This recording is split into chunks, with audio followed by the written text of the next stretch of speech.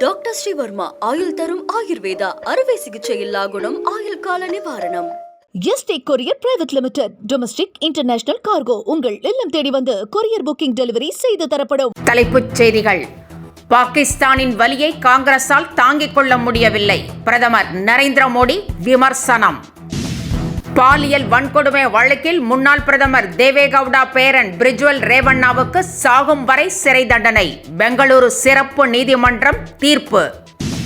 வடமாநில வாக்காளர்களை தமிழ்நாட்டில் சேர்த்தால் அரசியல் தலைகீழாக மாறிவிடும், திருமாவளவன் கருத்து. அரசு பள்ளிகளில் மாணவர்களின் ஆங்கில மொழித்திறனை வளர்க்கும் லெவல் அப் திட்டம், தமிழக அரசு நடவடிக்கை. கோவை, நீலகிரி மாவட்டங்களுக்கு 5ஆம் தேதி ரெட் அலர்ட், வானிலை ஆய்வு மையம் தகவல். இனி விரிவான செய்திகள். ஆபரேஷன் சிந்தூர் நடவடிக்கையின் போது இந்தியா பாகிஸ்தானுக்கு ஏற்படுத்திய வலியை காங்கிரசால் தாங்கிக் கொள்ள முடியவில்லை என பிரதமர் நரேந்திர மோடி குற்றம் சாட்டியுள்ளார். வாரணாசியில் அரசு நிகழ்ச்சியில் கலந்து கொண்டு பேசிய பிரதமர், சிந்தூர் வெற்றியை மகாதேவனின் பாதங்களில் அர்ப்பணிக்கிறேன் என்று கூறினார். பாகிஸ்தானுக்கு ஏற்பட்ட வலியை காங்கிரஸ், சமாஜ்வாதி போன்ற கட்சிகளால் தாங்க முடியவில்லை என்றும் அவர் விமர்சித்தார். பாலியல் வன்கொடுமை வழக்கில் முன்னாள் பிரதமர் தேவேகவுடாவின் பேரன் பிரிஜ்வல் ரேவண்ணாவுக்கு சாகும் வரை ஆயுள் தண்டனை விதித்து பெங்களூரு சிறப்பு நீதிமன்றம் தீர்ப்பளித்திருக்கிறது. இது தொடர்பான வழக்கில் ரேவண்ணா குற்றவாளி என நீதிமன்றம் நேற்று தீர்ப்பளித்த நிலையில் இன்று தண்டனை விவரம் அறிவிக்கப்பட்டது. தமிழ்நாட்டில் வடமாநில வாக்காளர்கள் சேர்க்கப்பட்டால் அரசியல் தலைகீழாக மாறும் என்று திருமாவளவன் தெரிவித்திருக்கிறார். பாஜகவிற்கு எதிராக வாக்களிக்கக்கூடிய சிறுபான்மையினர் பட்டியல் இனத்தவர்களை வாக்காளர்கள் பட்டியலில் இருந்து நீக்க தீவிர முயற்சி நடைபெற்று வருவதாகவும் திருமாவளவன் குற்றம் சாட்டியுள்ளார். இது தொடர்பாக நீதிமன்றத்தை நாடியுள்ளதாக கூறிய அவர், தேசிய அளவில் இதற்கு எதிராக போராட வேண்டும் என்றும் வலியுறுத்தினார். வாக்காளர் சிறப்பு தீவிர திருத்தம் என்ற பெயரில் வட மாநிலத்தவரை தமிழ்நாட்டு வாக்காளர்களாக மாற்றுவது தமிழர்களின் இன உரிமையை பறிக்கும் செயல் என சீமான் விமர்சித்திருக்கிறார். ஆட்சியை கைப்பற்ற பாஜக மக்களாட்சியை குழி தோண்டி புதைப்பதாகவும் ஜனநாயக சக்திகள் இதற்கு எதிராக ஒன்று திரள வேண்டும் என்றும் சீமான் கேட்டுக் கொண்டுள்ளார்.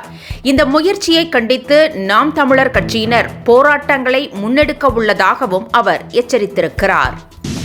அரசு பள்ளி மாணவர்களின் ஆங்கில மொழி திறனை வளர்க்கும் வகையில் லெவல் அப் திட்டத்தை செயல்படுத்த தமிழக அரசு திட்டமிட்டிருக்கிறது.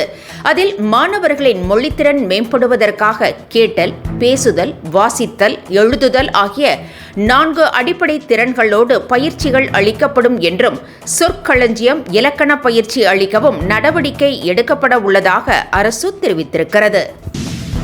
சாதிய ஆணவ தாக்குதலில் கவின் உயிரிழந்த சம்பவம் தொடர்பாக சுர்ஜித் மற்றும் அவரது தந்தை ஆகியோர் கைது செய்யப்பட்டுள்ளனர். இந்நிலையில் முக்கிய குற்றவாளியான சுர்ஜித்தை காவலில் எடுத்து விசாரிக்க சிபிசிஐடி போலீசார் முடிவு செய்துள்ளனர்.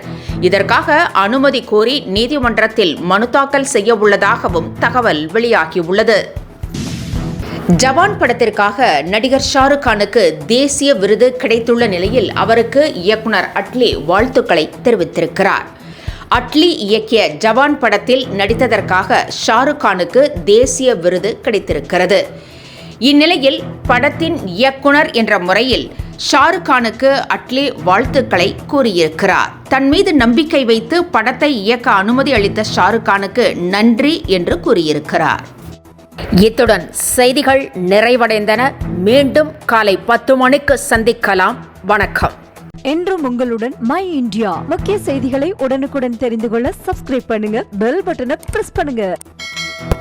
என்றும் உங்களுடன் மை இந்தியா. டாக்டர் ஸ்ரீவர்மா ஆயுள் தரும் ஆயுர்வேதா அறுவை சிகிச்சை இல்லா குணம் ஆயுள் கால நிவாரணம். Yesterday courier private limited domestic international cargo உங்கள் இல்லம் தேடி வந்து கொரியர் புக்கிங் டெலிவரி செய்து தரப்படும்.